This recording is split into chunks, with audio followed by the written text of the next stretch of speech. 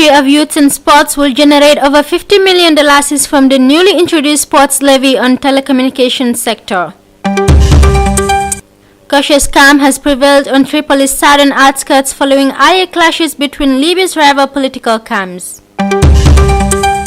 German Chancellor Angela Merkel has dismissed speculations that she would seek a top EU job after her fourth term as Chancellor ends in 2021. These are the headlines. More coming on your way on the World Today on iAfrica TV.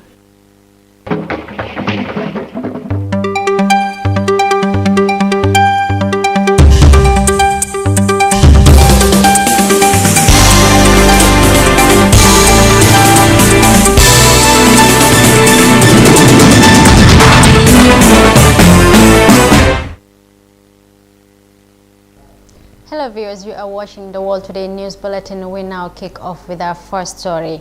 The long-standing sports infrastructure dilemma in the country would be a thing of the past with the introduction of a new levy for sports development, said the Minister of Youth and Sports. Honorable Hadrami Sidibe told iAfrica TV earlier today that he hopes that the sports levy on telecommunications sector will enable his ministry to build yearly one mini stadium in each of the regional capitals. More on this report.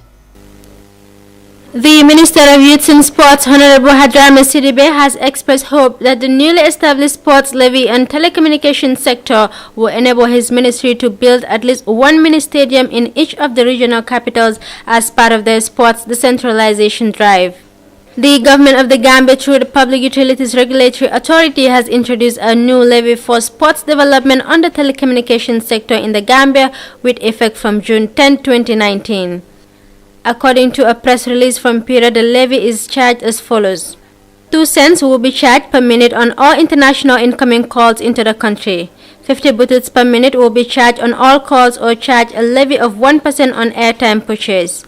Speaking to iAfrica TV on telephone earlier today, Honorable Sidibe said the levy was conceived after he faced a lot of challenges in raising funds locally towards sports development. He added a cabinet subcommittee was formed to look into some proposals and they finally settled with a levy on the telecommunications sector, saying the primary objective of this levy is for infrastructural development. Yes, the idea behind this thing is when I resumed office, I made an assessment of what I have around me and how to go about it. And I started locally trying to raise funds, but I've been challenged seriously because I look at our main problem in this country, why we are not making headway. One thing is certain, is our infrastructure. You can see that since we had the stadium in 85, I think, about 30 years, over 30 years now, we cannot even build something similar to accommodate the growing population. And I believe that everything being equal, if we have not exactly as large as the Independence Stadium or whatever, replicated all over the division, so every division you have a standard one, then you will see the difference. We will be able to, produce double what we are doing. We will be able to produce better quality players or athletes in this country. And that being the case, I have observed that there is no fatigue. Whenever I go to the private sector, I am challenged. Government cannot do it all. So it's so frustrating that, I looked at it, I said, this cannot be done without all Gambians being part of it. And that being the case, I mean, we agreed. We set up a cabinet subcommittee, and we looked at some of these areas where we can generate funds and start developing our infrastructure. With this levy, I can guarantee you at least every year we will be able to build one stadium, sizable one, in each division. Updating on the sports development funds initiated by the former government a decade ago, where institutions like NAWIC, GPA, GAMSA, Social Security among others were to contribute funds on sports development, Honorable Hadrami Sidibe said those institutions have stopped contributing to the funds except Gambia Ports Authority. All these institutions wrote to this ministry that due to certain causes or what they have experienced over the past 22 years, except Ports. Ports was the only one which honored. So you can see, that's not happening. The only levy that we have here is the Warga levy, and we generate about 30 to 50,000 a month. Asked on how much they are projecting to generate from this sports levy, Minister Hadrami Sidibe said more than 50 million yearly is expected to be collected, and the Gambia Revenue Authority GRA will be collecting from institutions while Peter serves as the technical advisor. Of course, I will be expecting more than 50, about 50 million, yeah. More than that. Is the GRA?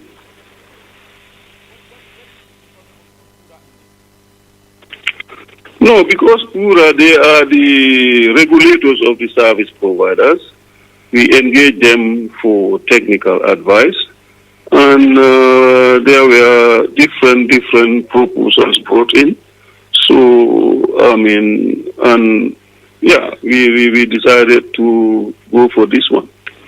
Obviously, it's the people, the consumer. It's not only for infrastructure. It's like the athletes. Even, you look at Independence Day, it's the only place where you have a mat. The athletes have to come up country, even if they have a to adapt themselves. What about if I have that similar mat in Basie, LR, and so forth? That would not be the case. And we have seen in the past, they are level. They really performed. For the first time I saw the primary school sports, you are good second. That never happened during my time. For the past 50 years, Gambia sports has suffered enormously due to bad coordination, implementation, performance of the National Sports Council, the Department of Sports, and the Ministry, as well as lack of sports financing. In many occasions, good initiatives have been initiated to surmount the challenges facing the development of our sports, but all ended under the bridge due to lack of competency within our sports circle. And the sole solution to this is getting the right people in the right place to manage our sports. Until that is done, our sportsmen and women will continue to languish at the bottom of the ladder. Honorable Sidibe, Minister of Youth and Sport, they are talking to us about the sport levy through the Telecommunications Center. For the past 3 days, cautious calm has prevailed on Tripoli's southern outskirts following earlier clashes between Libya's rival political camps. Limited clashes, however, continue to break out sporadically, especially in and around Tripoli's international airport, which remains held by forces loyal to renegade military commander Khalifa Haftar. On Wednesday, aircraft affiliated with Haftar's forces reportedly carried out airstrikes in the city of Garian, some 100 kilometers south of the capital, without causing casualties. Early last month, Haftar, who commands forces loyal to government based in the country's east, launched a major campaign to capture Tripoli, where Libya's UN-recognized Government of National Accord (GNA) is headquartered. In recognition of the holy month of Ramadan, Comium Gambia, for the 10th year running, provided free iftar meals to Gambians. Throughout the holy month of Ramadan, Comium plans to serve more than 5,000 meals within the Greater Banjul area and up-country segment market.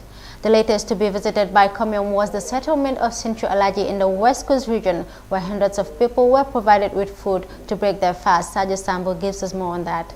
As part of fulfillment of its social corporate responsibilities to the Gambian citizens and residents, in complementing government's effort in nation building, GSM mobile operators Comium yesterday gave free iftar meals to over hundreds of Muslims in Sinchu Alaji West Coast region.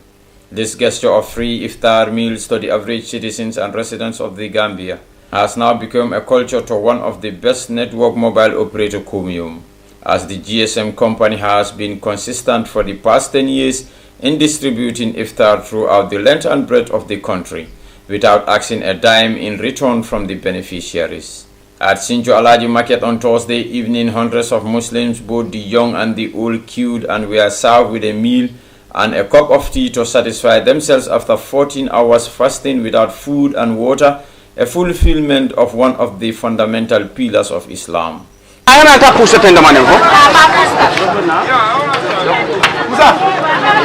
After distributing out over 200 foil bowls of food to Muslim populates, the Marketing and Sales Unit Assistant Manager Joaquin Mendes said the company valued and cared about its customers, and for that reason they go in and about every Ramadan to give iftar to Muslims expecting nothing in return.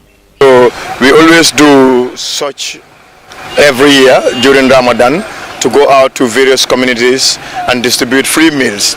And these free meals, we are not asking for any butut, neither are we asking whether you are a Comium subscriber or not.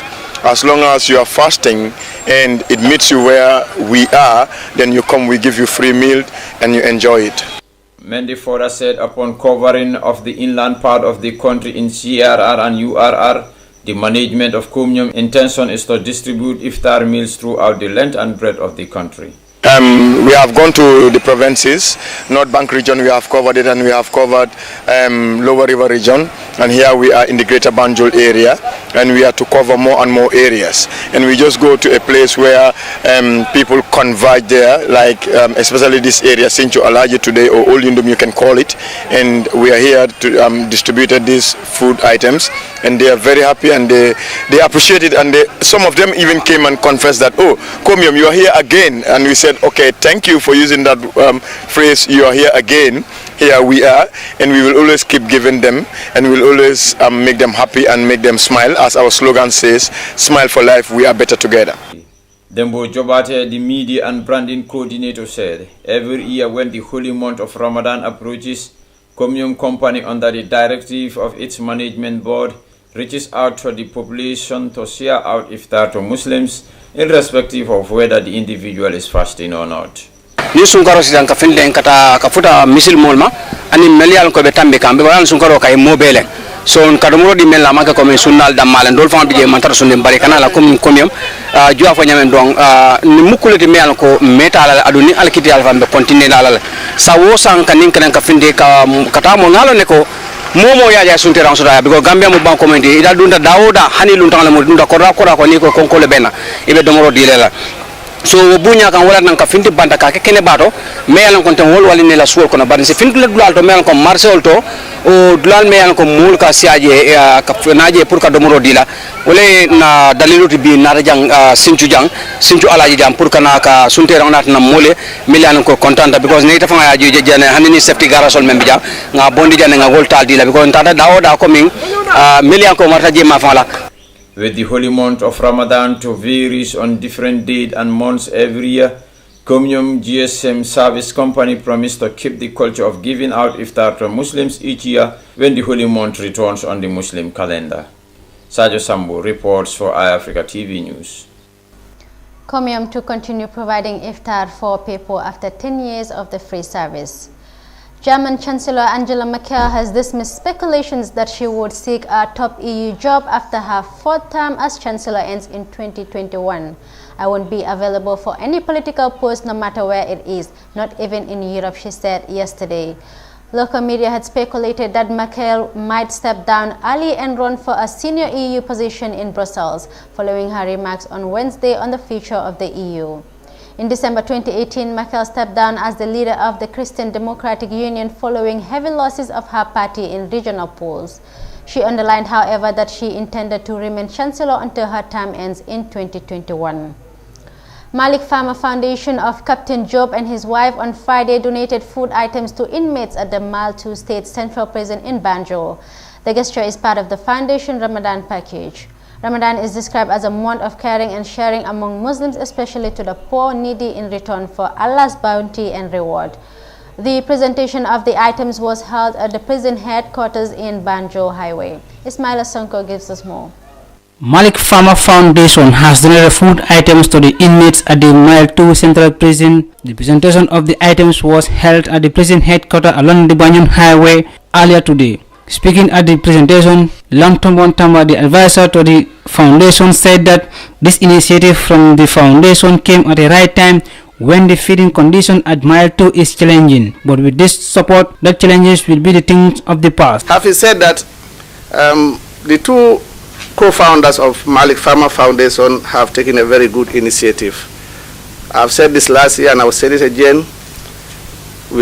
Certain people never want us to mention our past experience, but it is through your past experience that will help you to adjust for your future.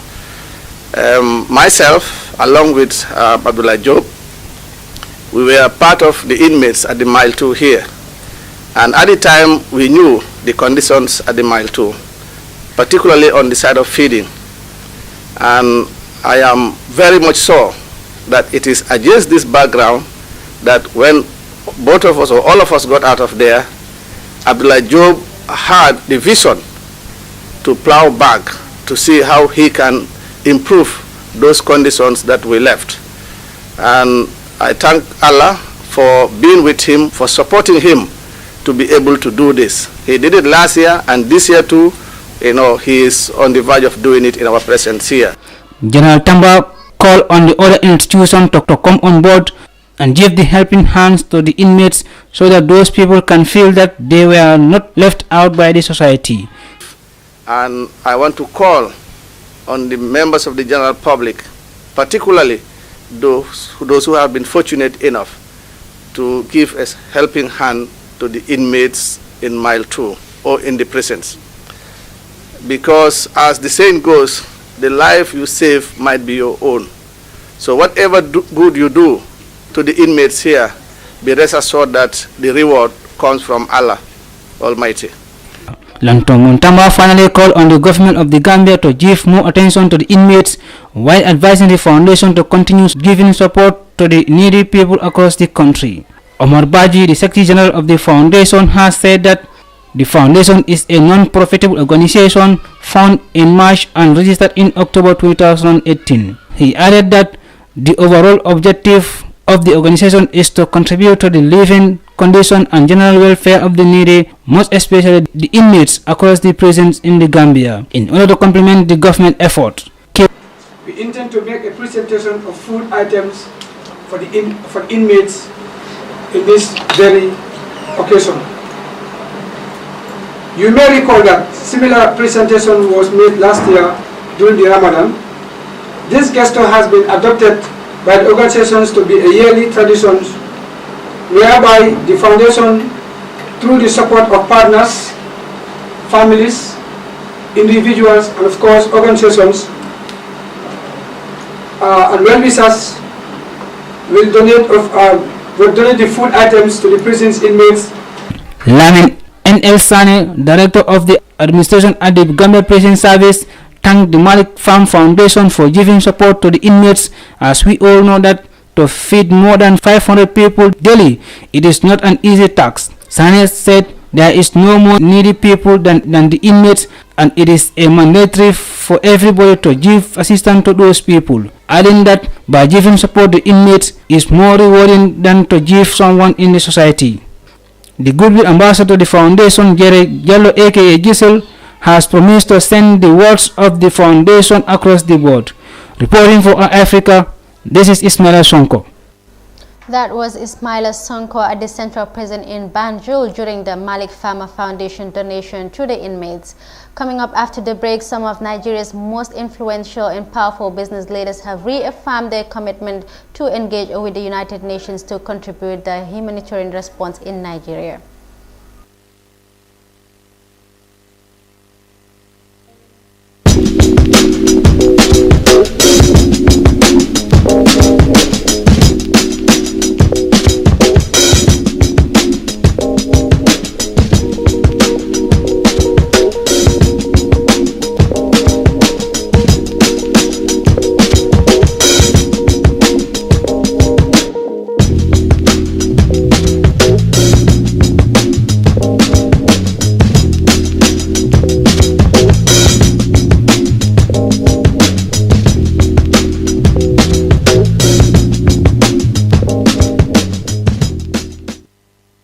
Welcome back. We remind you that you are watching the World Today News Bulletin. We now take a look at the remaining stories. Presenting the United Nations Conference on Trade and Development State of Commodity Dependence Report 2019, the director of UNCTAD's International Trade and Commodities Division, Pamela Cook-Hamilton, said most of the countries that were commodity dependent 20 years ago are still commodity dependent, and the number has increased. Cook-Hamilton said this doesn't argue well with the issue of sustainable development goals and overall human development. Most of the countries that were commodity dependent 20 years ago are still commodity dependent, and that number has increased, which doesn't augur well for the issue of the Sustainable Development Goals and overall human development. 85% of least developed countries are commodity dependent, 81% of landlocked developing countries, and 57% of small island developing states. It means that 91% of low-income countries are commodity dependent, compared with less than 1/3 of high-income countries. Some of Nigeria's most influential and powerful business leaders have reaffirmed their commitment to engage with the United Nations to contribute to the humanitarian response in Borno, Adamawa, and Yobe states in Nigeria. This affirmation follows a first-ever collective visit of top company executives to 2 camps for internally displaced people in Maiduguri. Speaking at the visiting site, Adewale Chinobu, Group CEO of Oando PLC, said if countries who are not affected by this humanitarian challenge see it in their hearts to contribute, then the least we can do on our side is to recognize and redouble our efforts and match that contribution. Countries who are not affected by this humanitarian challenge see it in their hearts to contribute, then the least we can do on our side is redouble our efforts and match that contribution. So we have a target of approximately 30 billion naira or 80 million US dollars, which we're very confident with the likes of the institutions that have signed up for this initiative that we will achieve. For his part, Edward Cullen, United Nations Humanitarian Coordinator for Nigeria, revealed that for them to agree to come to work with them for him is a groundbreaking initiative. Let's take a look at it in this insert. For them to agree to come to work with us, for me, is a groundbreaking initiative. It is the first of its kind in the world, and OCHA is leading that effort for us, and I really appreciate. From the 20 pool funds we have, this is the first pool fund with the private sector platform moving forward. The governor of Borno State highlighted the importance of partnership to meet the humanitarian needs of over 7 million people in Nigeria's northeast affected by the conflict, 80% of whom are women and children. Governor Alhaji Kashim Shetame said, "I am quite glad that the Nigerian private sector, a very vibrant sector, one of the leading sectors in Africa, is at the vanguard of driving this process." Quite glad that the Nigerian private sector, a very vibrant sector, one of the leading sectors in Africa, is at the vanguard of driving this process. Nigeria's top business leaders to closely work with the UN in giving humanitarian assistance to the people of Borno, Adamawa, and Yobe State in Nigeria. International Monetary Fund (IMF) Managing Director and Chairman Christine Lagarde reiterated calls for the trade dispute between the United States and China to be resolved in a satisfactory manner.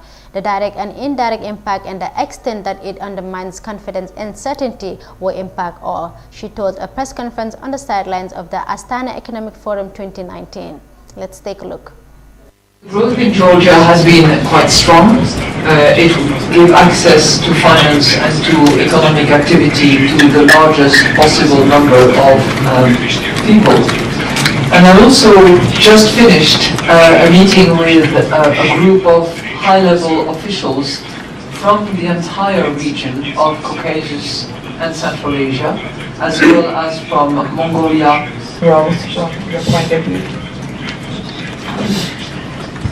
Well, as I mentioned earlier on today, in this region or a particular country in the region, suffice to say that any trade war is going to affect all those who participate and those who do not participate. It has a direct and indirect impact, And to the extent that it undermines confidence, certainty, it will impact all. To the extent that this trade tension is likely to last, which we hope it will not, it would lead economic actors, particularly from the private sector, to revisit the organizing of their supply chain and how they run their business. So nobody wins a trade war in our view. We all have to lose, and certainly we hope that the tensions that exist can be resolved in a satisfactory manner. Domestic revenue mobilization and tax collections. We have seen remarkable progress and going up again in 2020. IMF Chairperson Christine Lagarde emphasizes the need to resolving China-US trade war in a very reasonable manner. Well, viewers, that's all we have for you on the World Today News Bulletin. For more on these and other stories, kindly log on to our website, iafrica.tv. I am Fatmata Jaju. Bye.